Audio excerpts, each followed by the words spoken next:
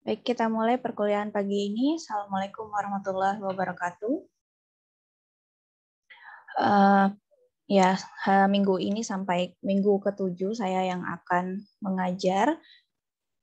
Suara saya terdengar jelas? Ibu terdengar. Baik.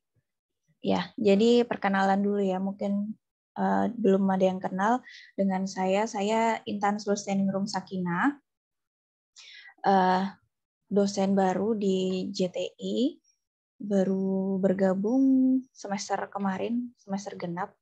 Ya, jadi untuk semester ini saya ngajar di kampus utama itu hanya di workshop kualitas perangkat lunak, kemudian di MIF untuk workshop basis data relasional.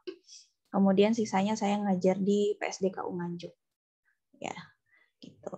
Jadinya saya tidak bergabung untuk perkuliahan praktikum blok. Gitu. Kemudian di minggu ini kita akan membahas mengenai pengelolaan risiko penjaminan kualitas perangkat lunak. Oke, ini terlihat ya slide-nya. Terlihat, Ibu.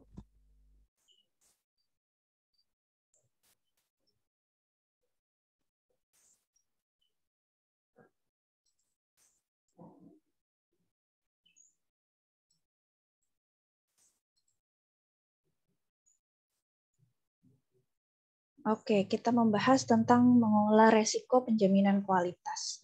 Nah, di sini tentang manajemen risiko itu kita menggunakan standar dari ISO 31000 tahun 2019 mengenai risk management. Nah, di sini itu yang diatur dalam ISO 31000 2009 ada 11 prinsip.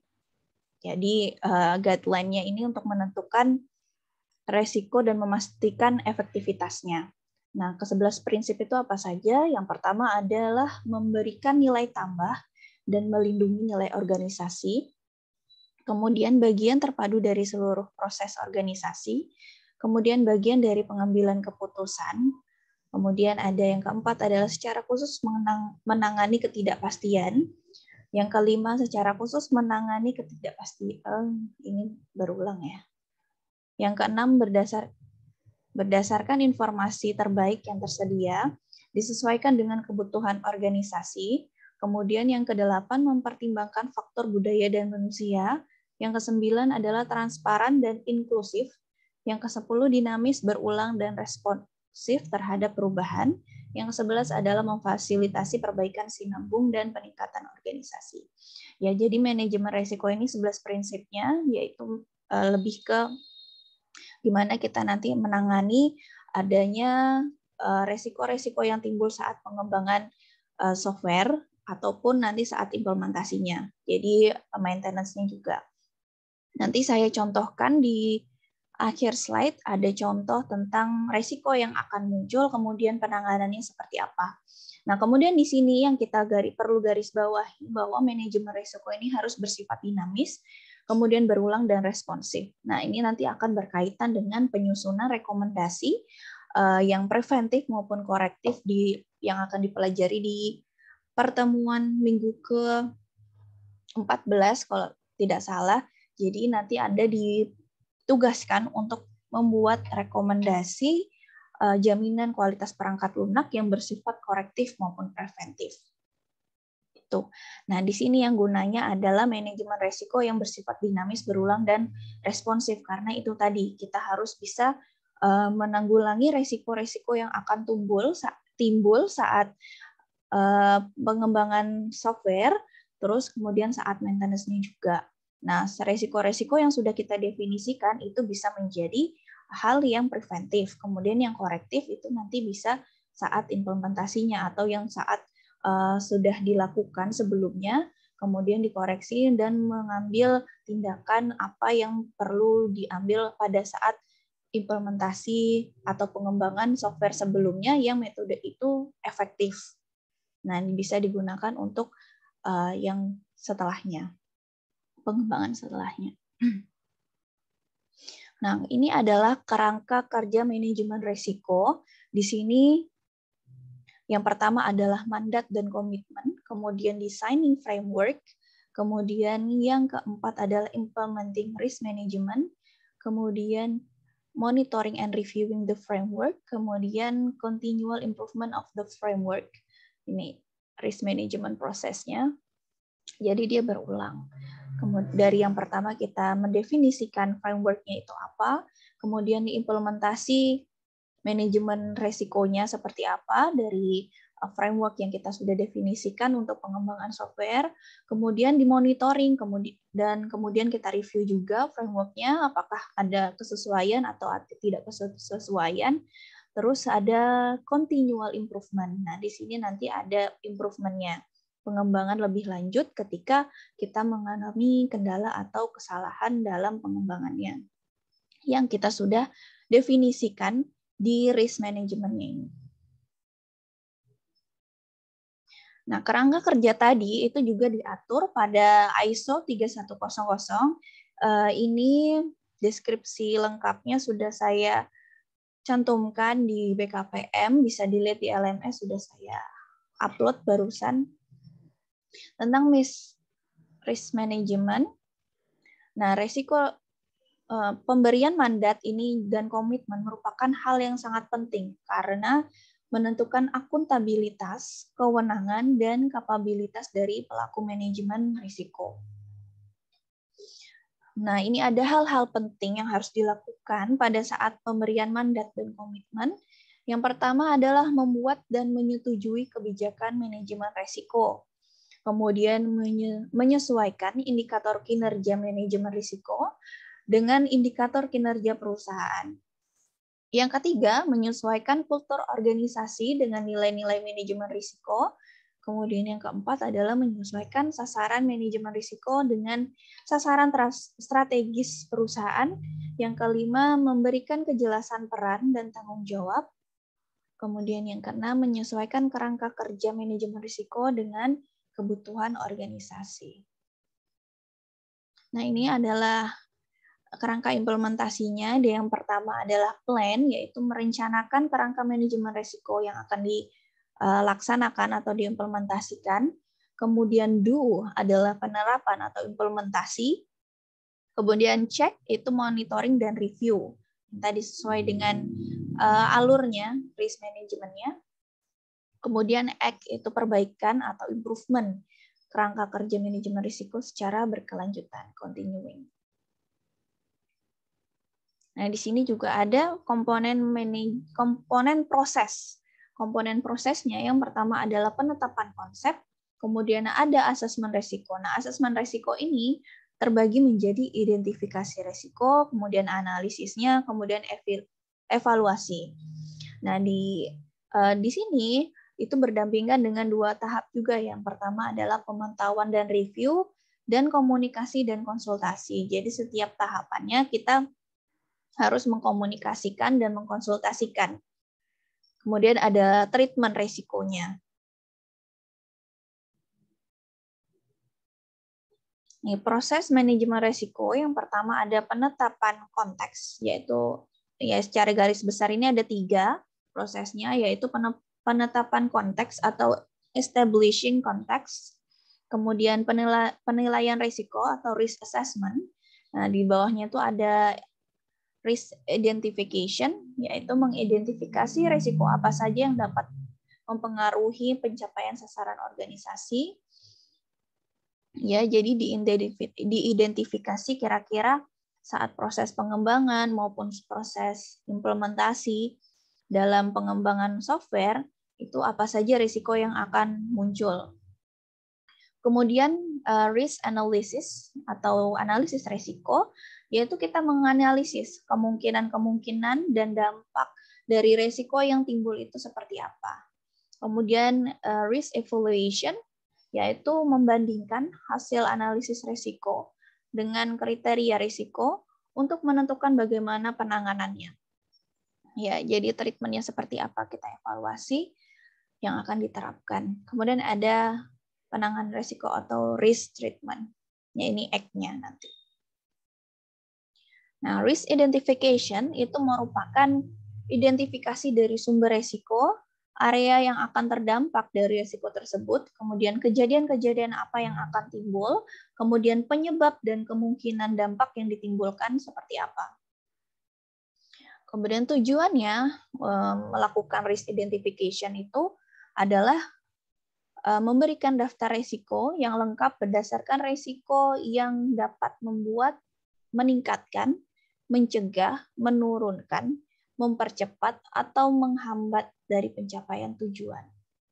Ya, jadi kita istilahnya ini prepare duluan. Kira-kira apa saja sih nanti kendala-kendala atau risiko-risiko yang akan muncul saat pengembangan maupun implementasi dari software yang kita kembangkan.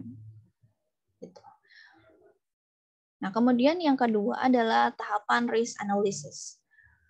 Ya, proses pengembangan dari identifikasi risiko ini adalah mengerti lebih jauh dari risiko, kemudian proses analisis risiko akan menjadi input atau masukan dari risk evaluation terkait keputusan, metode, dan strategi yang akan diambil. Nah, analisis risiko ini juga mempertimbangkan dampak positif maupun negatif dari risiko yang terjadi jika kita dan mempertimbangkan kemungkinan terjadinya risiko. Jadi supaya risk analysis ini pokoknya proses dari risk identification, risk analysis, dan risk evaluation, kemudian risk treatment ini mencegah adanya kesalahan-kesalahan yang berulang di pengembangan selanjutnya. Nah, risk analysis fungsinya adalah memperdalam risiko-risiko tersebut yang timbul seperti apa, kemudian tindakan-tindakan preventif apa saja atau penanganannya seperti apa nanti yang akan bisa menangani risiko-risiko yang muncul. Kemudian ada risk evaluation.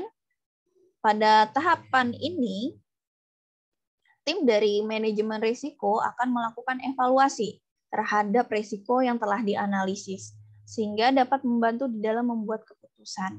Yang tadi berkelanjutan ya, jadi dari risk analisis, kemudian risk evaluation adalah kita mendefinisikan tindakan yang akan dilakukan berdasarkan tadi analisis risikonya. Nah, tahapan ini timnya manajemen risiko itu menentukan risiko yang memerlukan tindakan lebih lanjut yang akan dilanjutkan pada proses berikutnya, yaitu risk treatment, dan menentukan prioritas terkait risiko yang akan diberikan tindakan terlebih dahulu. Jadi memberikan list priority atau prioritas risiko mana terlebih dahulu yang akan ditindaklanjuti. Kemudian tim itu akan membandingkan level risiko yang ditemukan pada saat proses analisis risiko dengan kriteria risiko yang telah dibuat pada tahap ataupun proses. Dengan membandingkan analisanya akan mempermudah tim di dalam memberikan tindakan terkait risiko yang ada. Pada proses ini tidak menutup kemungkinan tim akan melakukan evaluasi lebih jauh terkait temuan dari risiko yang ada. Ini ada typo.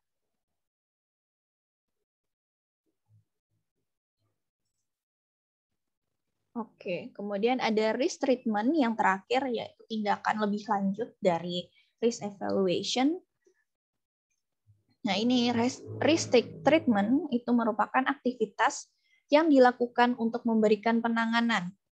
Jadi, problem solving-nya di risk treatment-nya terdapat berbagai cara untuk memberikan penanganan atau penanggulangan terhadap risiko. Di antaranya adalah menghindari, yaitu preventif ya, dengan tidak melakukan atau memulai aktivitas yang dapat menimbulkan risiko tersebut. Kemudian mengurangi dampak yang ditimbulkan dengan memberikan tanggapan yang tepat atau menghilangkan sumber dari risiko. Dan membagi risiko tersebut dengan pihak ketiga atau outsourcing.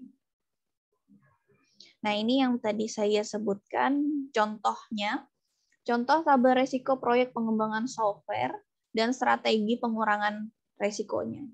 Yang pertama, misalnya dari pengembangan software ini, ada risiko-risiko yang akan timbul. Yang pertama adalah kegagalan pada personil atau timnya kita. Kemudian, Teknik mengurangi resikonya apa saja? Yang pertama adalah mempekerjakan staf yang lebih handal. Kemudian ada job matching, jadi sesuai dengan keahliannya masing-masing. Kemudian membangun tim.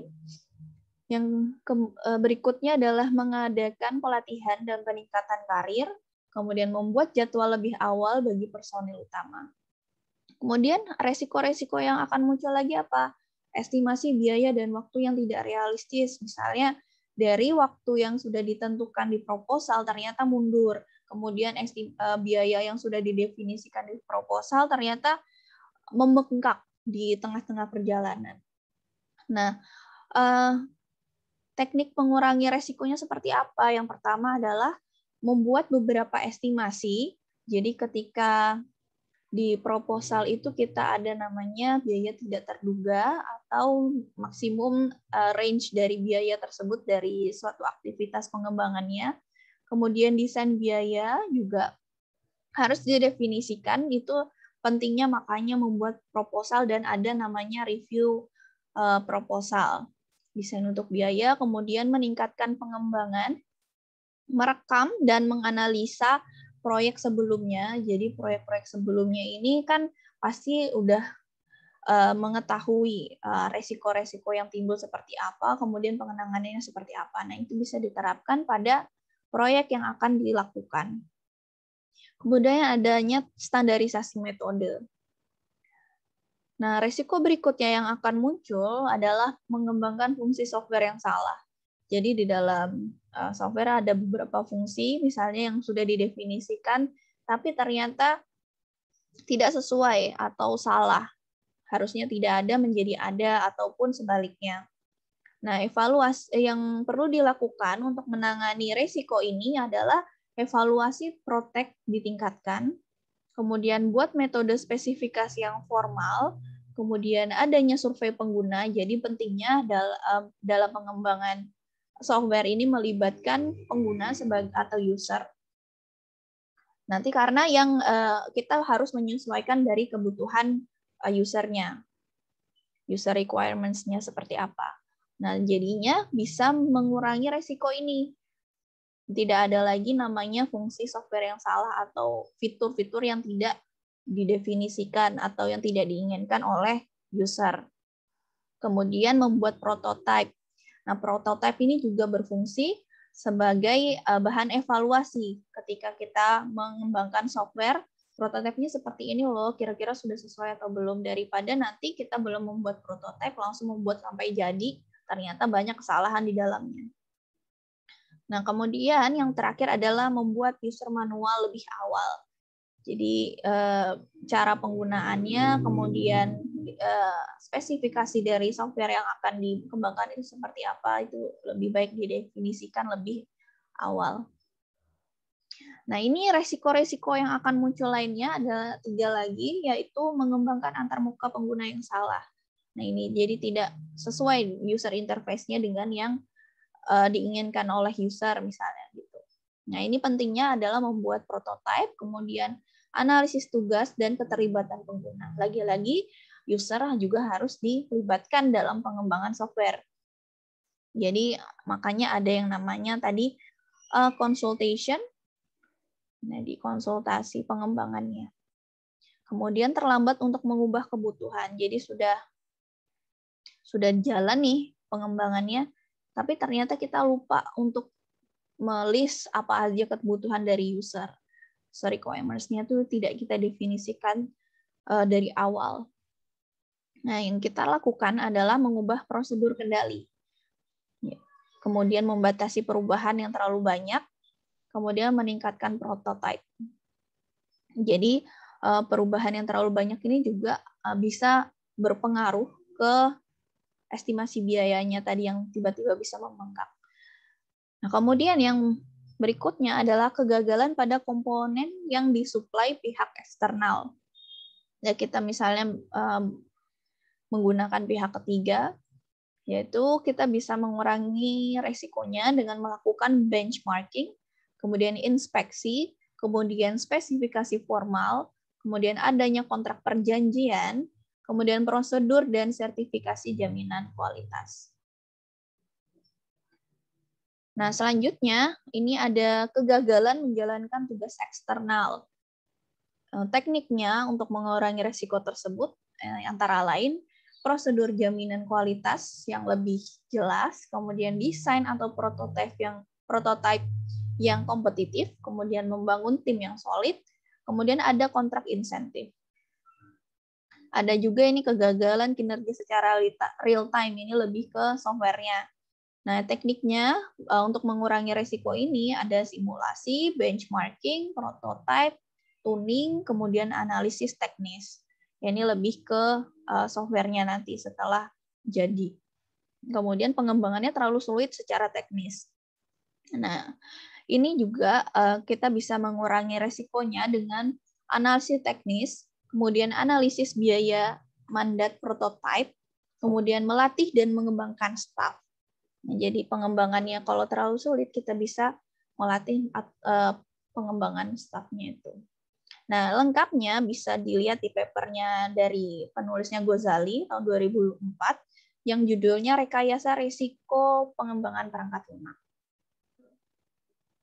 Nah, kemudian di BKPM itu untuk acara ke-7 dan 8, tugas yang di backup acara 7 adalah membuat makalah yang berisi hal-hal yang menjadi prinsip pengelolaan risiko penjaminan kualitas produk pengembangan perangkat lunak dibagi dengan tiap anggota kelompok. Nah, jadi kalian membuat makalah, berarti ini ada 2 ya. Saya jadikan satu saja, 1 minggu saya jadikan 1 pertemuan untuk yang daring, tapi nanti presensinya tetap ya. Presensinya tetap di hari yang sesuai jadwal. Kalau ini berarti Selasa sama Kamis ya? Iya, Bu. Ya, itu. Oke. Nah, ini nanti presensinya tetap. Kemudian yang tugas 1 ini makalahnya dibagi. Misalnya nih, ini saya deskripsikan formatnya di sini. Format makalahnya yang pertama cover, kemudian isi makalah, kesimpulan, daftar rujukannya jangan lupa dicantumkan, kemudian lampiran deskripsi tugas masing-masing anggota kelompok. Misalnya si A mengerjakan bagian ini, si B mengerjakan bagian ini, si C mengerjakan bagian ini. Gitu ya. Nah, yang pertama ini tugasnya makalahnya dijadikan 1 aja. Nanti tinggal dibagi sama anggota kelompok. Kelompoknya sudah terbentuk kan ya? Sudah, Ibu. Sudah, Ibu. Oke. Jadi tinggal nanti dibagi-bagi aja tugasnya. Yang pertama ini makalahnya tentang prinsip pengelolaan risiko, manajemen risiko. Kemudian yang kedua tentang penilaian risiko. Gitu ya. Kalau yang prinsip ini bisa dilihat di ISO 3000 tadi, 3000 2009 300 2009 ya. 31000 2009 tentang risk management, ini ISO-nya. Kemudian ada lagi standar untuk software cycle requirement itu ISO 2505 kalau nggak salah. Nah, tapi untuk khusus manajemen resiko kita pakai yang ISO aja. ISO 31000 2009. Nah, nanti dirangkum itu prinsip pengelolaan resikonya seperti apa. Kemudian yang kedua adalah penilaian resikonya. Gitu ya. Terus jangan lupa menampilkan daftar rujukan yang digunakan. Seperti itu. Ada lagi yang ingin ditanyakan?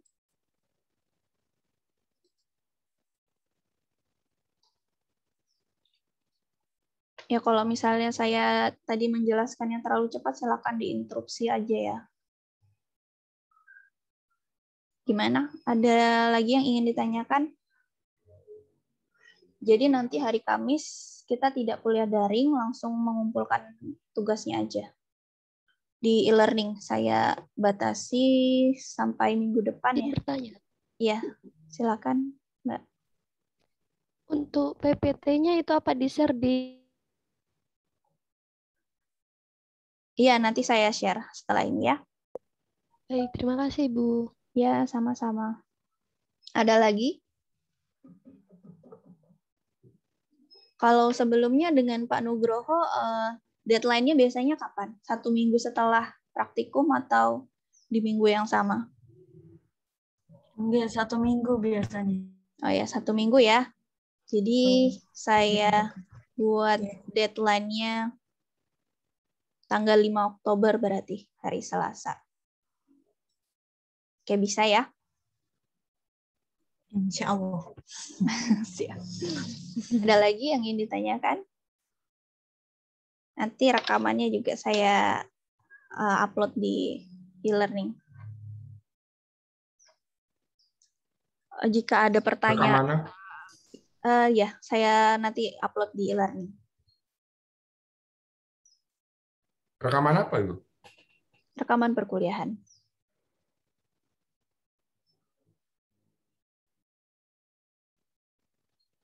Ada lagi?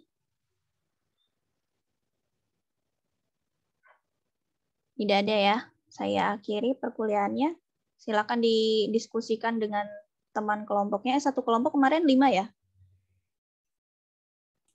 Iya. Oke.